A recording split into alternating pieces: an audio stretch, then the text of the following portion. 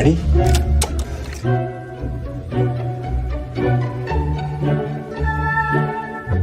We can't land on the moon. Do you understand what this means? NASA can't do it. They can't land man and come back.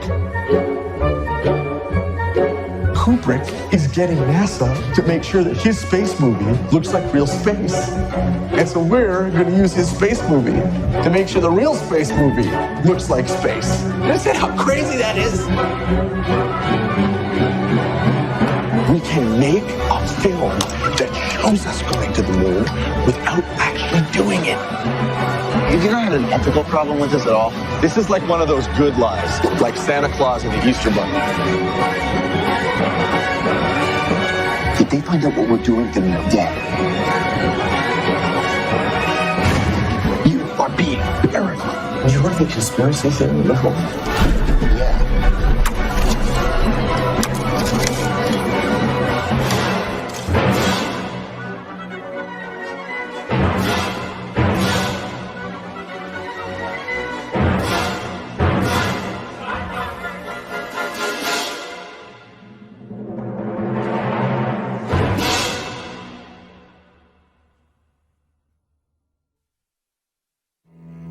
The fact that the Apollo program was so departmentalized, with various construction and test sites around the country, meant that only a few people saw the whole picture.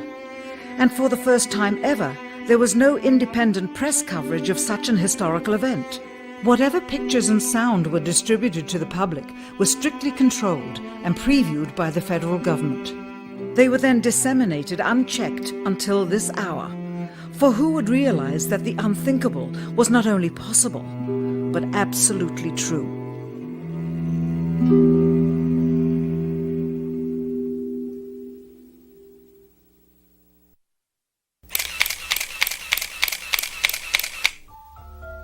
And what of the photographs? What do they tell us?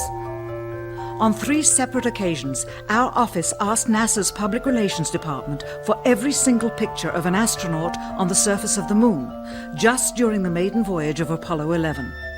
Many duplicates were sent. In all, fewer than 20 pictures were found, including first-hand investigation on site at the agency's vaulted archives. Quite surprising, considering the historical significance of the event. These very photographs are the same ones circulated year after year on anniversary commemorations. It is estimated that in just the first 60 minutes on the moon, motivated by the tenuous nature of the circumstances, many more exposures could have been expediently taken. Also surprising is the scarcity of photographs of the mission's chief pioneer, Neil Armstrong, the greatest achievement in human history, and of the man whose first step echoed around the world, dawning a new age of scientific enlightenment. There is only one full-body picture of him on the moon, besides this ghostly reflection. This one, taken by an automatic camera mounted on the side of the lunar module. Perhaps he feared liability should the whole conundrum later become unraveled.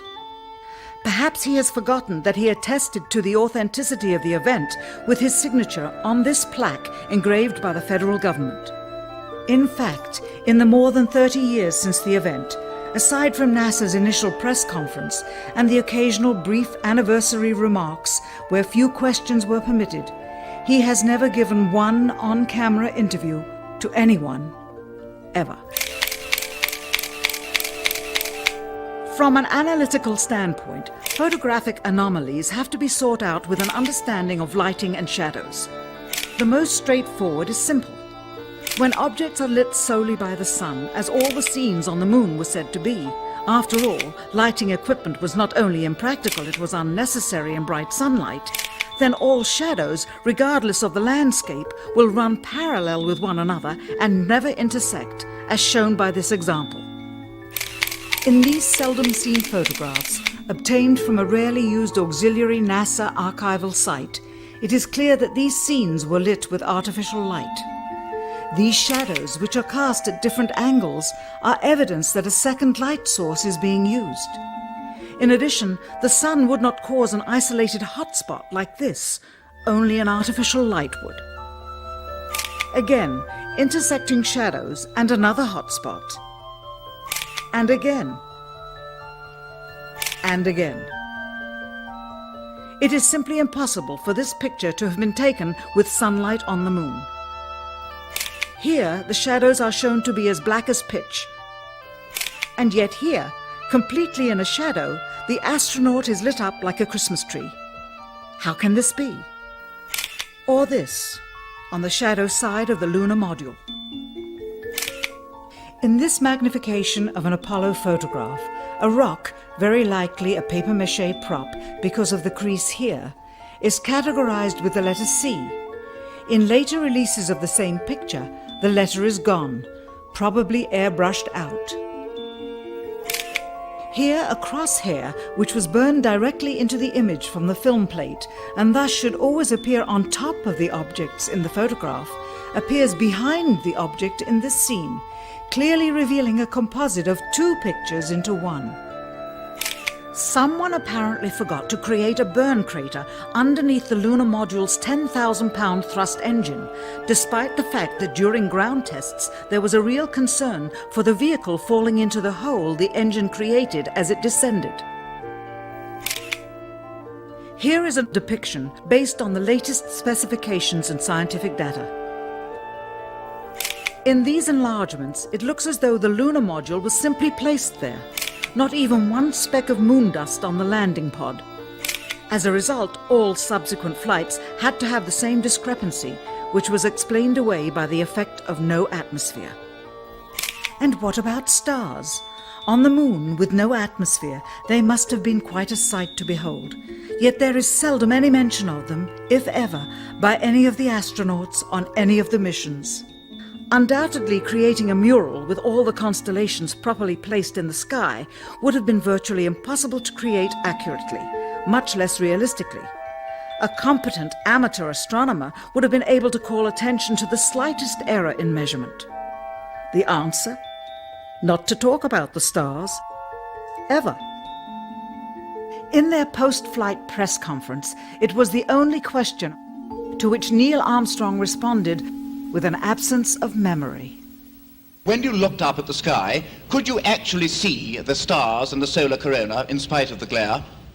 We were never able to see stars from the lunar surface or on the daylight side of the moon by eye without looking through the optics. I don't recall during the period of time that we were photographing the solar corona what stars we could see. I don't remember seeing any. Years later, though, Michael Collins would remember seeing the elusive stars and wrote about them in Expeditions to the Moon. It seems his memory improved the older he got. Why don't stars appear in any of the photographs? Simply because the proper, mostly closed exposure setting for the camera's iris, set that way to compensate for the bright sunlight on the moon's surface, completely diminished the faintness of relatively distant specks of diminutive light. This answer is true. It does not, however, explain why they never took any pictures of the stars by themselves, with an exposure setting perfect for them. While they took 3 automobiles to the moon, they never took a photographic telescope. Cost of the 3 moon rovers in 21st century currency? Nearly $60 million each.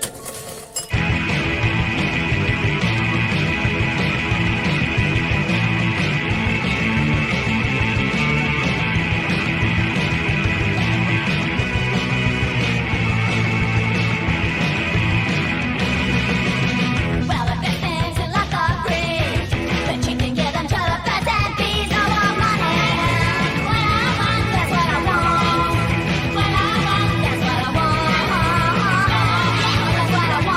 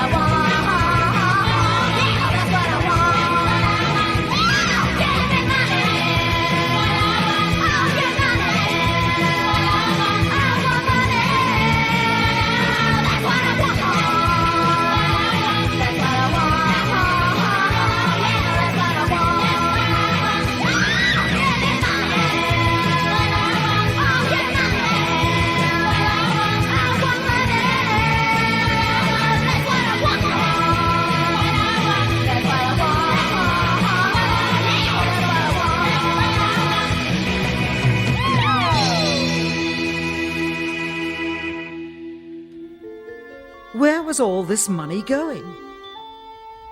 Then there's the flag, blowing in the wind, at least twice, on the atmosphereless moon. We can only guess that most of the missions were staged inside for fear of possible aerial or satellite reconnaissance from an unfriendly nation. The backpacks, designed for 1/6 gravity, must have had the cooling systems removed to allow for movement without falling over. With very near and hot studio lighting, that left one hot astronaut inside. Assuming that it was the astronauts inside, after all, their faces were always covered.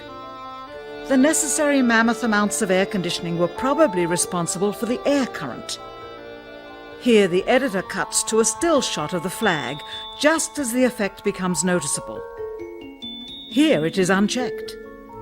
This rare clip, attained decades ago, was never re-released with the inevitable increase in experience and scrutiny. To demonstrate 1/6 gravity, a bouncy, floaty feel to the astronauts' movements would be similarly achieved with relative simplicity. Slow motion. You are viewing the scenes as they aired more than 30 years ago. Now let's look at them with the speed doubled. It becomes discernible that they are, in fact, in Earth's gravity, and are no more leaving the ground than they would on Earth. It is clear from these rarely seen colour television pictures that the crew of Apollo 11 brought a high-resolution colour video camera with them on their mission, yet the only pictures broadcast live from the moon's surface were these from a low-definition black and white camera. In fact, the networks complained because in addition to this, they were forced to shoot the images, second generation, off of a projection TV of the technology of 30 years ago, and were not even allowed to take a direct feed, which further degraded the quality and clarity of the images. Perhaps this was precisely what NASA and the federal government had in mind. After all, it was a first, regardless of where they were. Better to open up their debut mission with fuzzy pictures and numerous blackouts, rather than show too much revealing detail of a false scene that was yet unproven. And finally, the element that seals their fate. Of all the footage of Apollo 11 requested from NASA over a 5-year period, one gem was discovered just before the completion of this documentary. An old reel received by mistake. It contains the raw or unedited footage of the crew of Apollo 11, Michael Collins, Edwin Aldrin Jr. and Neil Armstrong, staging part of their mission for nearly an hour in living color, with exceptionally clear behind-the-scenes audio of conversations discussing the techniques used to achieve a disingenuous picture depicting the Earth at a distance, in order to falsely demonstrate their far journey from it. 1969, the very days of the mission when they were said to be approaching and achieving lunar orbit. In this never-before-seen or heard footage, not only is the radio conversation between the astronauts and Houston Control audible, there is a secondary, private conversation taking place between the crew and a third confidential party, prompting the astronauts with what to say, when to speak, and how to effectively manipulate the camera to achieve the desired misleading effect. NASA claims that the Houston transmissions were the only ones taking place with the astronauts. Listen now as Houston Control initiates a conversation with the crew, only to find them too preoccupied with the behind-the-scenes trickery to respond. Moments pass and the oversight is picked up on by the clandestine third party, who quickly prompts them with talk. Immediately, Neil Armstrong speaks. Hello, Apollo 11. Houston, Goldstone says that the TV looks great. Over.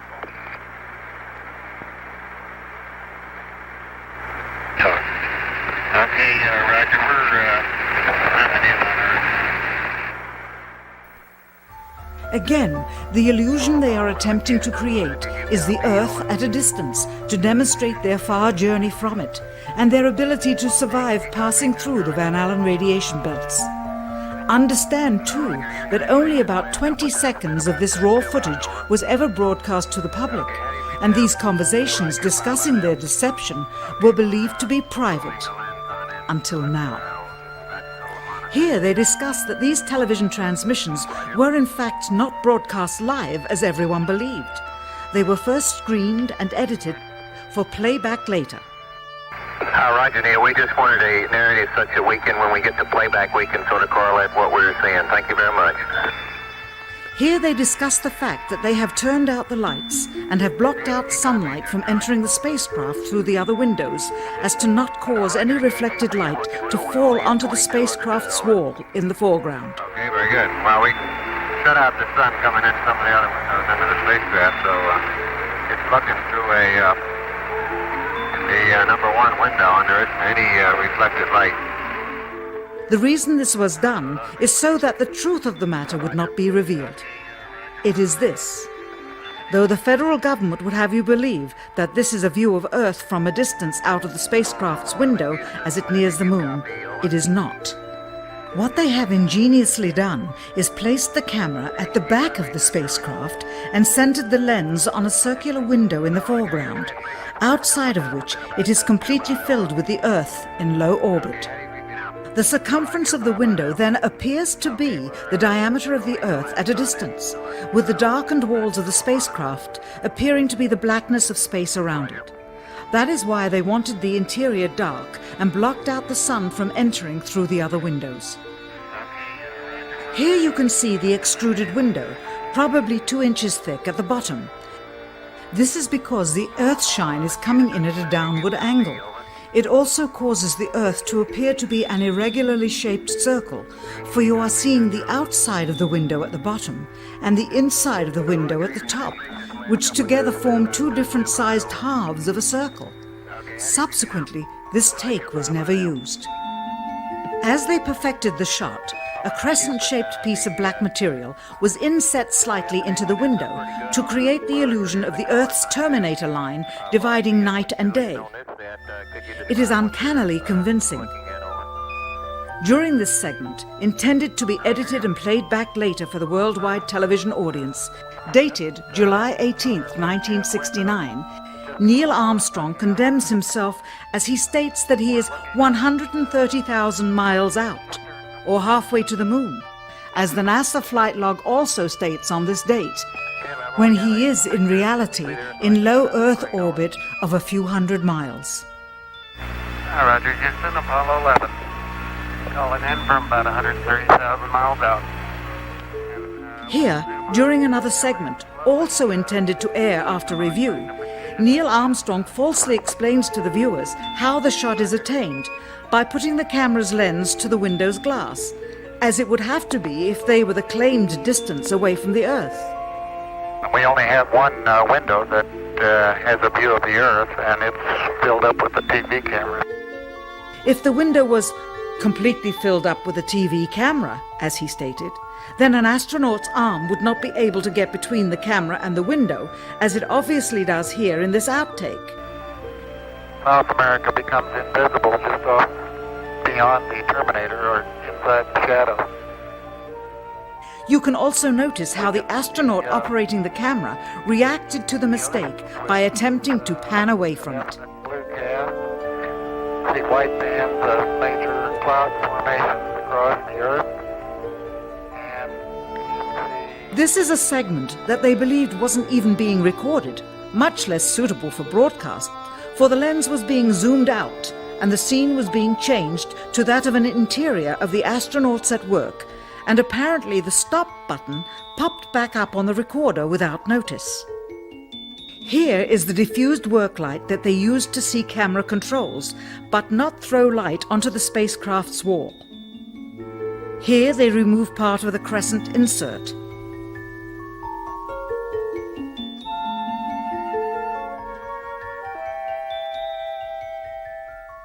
Finally, the iris is opened up and you can see the real location of the camera and the very bright and near Earth out the window. Here is the slate for the 19th of July, and the same shot of trickery on the 19th of July, and then the 20th, and the same misleading shot on the 20th. Later that evening, they were said to be walking on the moon. How can this be when they were in Earth orbit only 9 hours earlier, and the moon is some 3 days' journey away? Furthermore, if they genuinely went to the moon, why would they be faking any part of it? Why this trickery with the window? By faking being halfway to the moon, it becomes apparent that they did so because they could not even go halfway. They only increased their proficiency at staging them. When some TV viewers of the second manned mission to the moon telephoned the networks complaining that reruns of I Love Lucy were being interrupted, it became clear that for the taxpayers, once was enough. But it wasn't enough for the government and contractors. Billions of dollars of pure profit went with each return. How coincidental that the following mission would have the element of life and death jeopardy. Apollo 13. Now the public would take going to the moon more seriously and be reconnected with the drama. We now realize that perhaps the reason Neil Armstrong has never given an on-camera interview is because he doesn't want to lie anymore. What threats may have been made upon such honorable men or their families to possess their reluctant cooperation and later ill feelings towards perpetuating this still darkened hour in American history? NASA's highest-ranking official, James Webb, resigned without explanation just days before the first Apollo mission. Why, when he was on the threshold of achieving the greatest accomplishment of his career? All 3 Apollo 11 astronauts also resigned shortly after their return. On the 25th anniversary of the event in 1994, Neil Armstrong made a rare public appearance and held back tears as he spoke these brief cryptic remarks before the next generation of taxpayers as they toured the White House. Today we have with us a group of students among America's best. To you we say, we have only completed a beginning. We leave you much that is undone. There are great ideas undiscovered, breakthroughs available to those who can remove one of truth's protective layers. He is that layer. Perhaps someday soon, with the uncovering of this footage and its meaning, the true patriots of America will rise up or come forward and free the citizens and themselves from the sin that so easily entangles and from a federal government that needs to have the gangrene cut off. Even if the government's destruction would come from the truth, then it is not worthy to stand, and its betterment would inevitably follow. All of us are mortal. All of us will die. Perhaps the seeking of a clear conscience before that hour will motivate the truth into the light. Perhaps as citizens we should offer amnesty for this and other crimes of history, for facts from those involved before the truth perishes with them. Quote, with the exception of documents certified for continued postponement by the President. Whoever believes the citizens to be too immature for the truth are too immature for power. The truth will always set us free.